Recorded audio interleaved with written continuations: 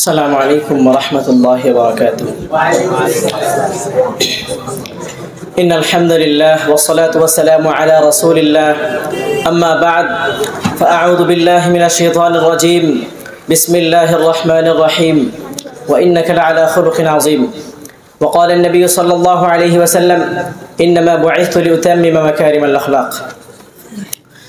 Dear audience, thanks to uncountable thanks to the Honorable President of this conference for giving me a chance to tell about today's topic. The importance of the character of our Prophet Sallallahu Alaihi Wasallam is the model for the nation.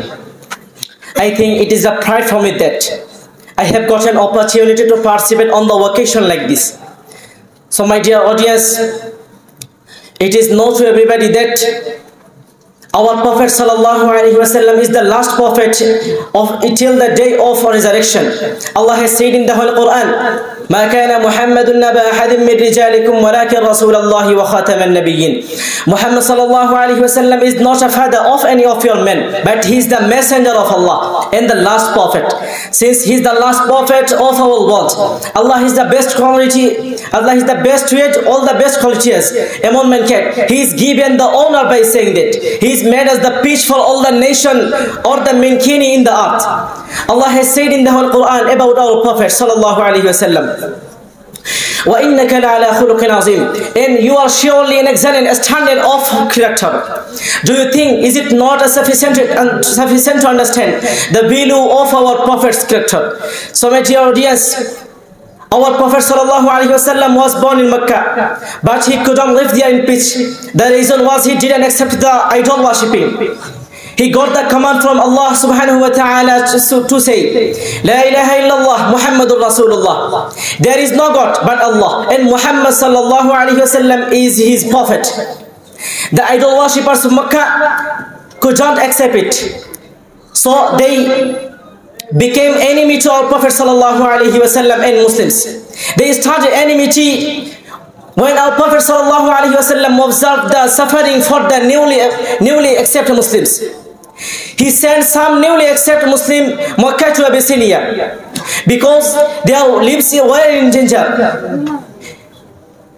The people of Makkah were so furious that they tried in different way and many times to kill him in person.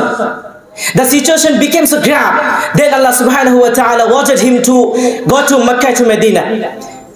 Then Allah subhanahu wa ta'ala said in the Holy Quran, وَإِذْ يَمْكُرُ بِكَ الَّذِينَ كَفَرُوا لِيُثْبِتُوكَ وَيَقْتُلُوكَ أَوْ يَخْرُجُوكَ وَيَمْكُرُونَ وَيَمْكُرُ اللَّهُ وَاللَّهُ خَيْرُ الْمَاكِرِينَ. And when the disbelievers were conspiring against you to hold you as a captive or to kill you or to expel you, they are planning, and Allah is also planning, and Allah is the best planner. So my dear audience, then our Prophet Sallallahu Alaihi Wasallam quickly left home. He was reciting the Holy Quran, and enemy couldn't see or touch him. About this astonishing fact, Allah Subhanahu wa Ta'ala told him the Holy Quran, وَمَا رَمَيْتَ إِذَا رَمَيْتَ وَلَكِنَّ اللَّهَ رَمَى. And you didn't throw when you throw, but Allah did throw. So my dear audience, I will talk to you that there is no activity for us to develop our character, but to follow our Prophet Sallallahu Alaihi Wasallam. But to follow our Prophet Sallallahu Alaihi Wasallam. If we do, so we must achieve a very good character in our life, and will be rewarded in the next world after death. So my dear audience, I thank you so very much for listening my speech. See you again inshallah. Assalamu alaikum wa rahmatullah.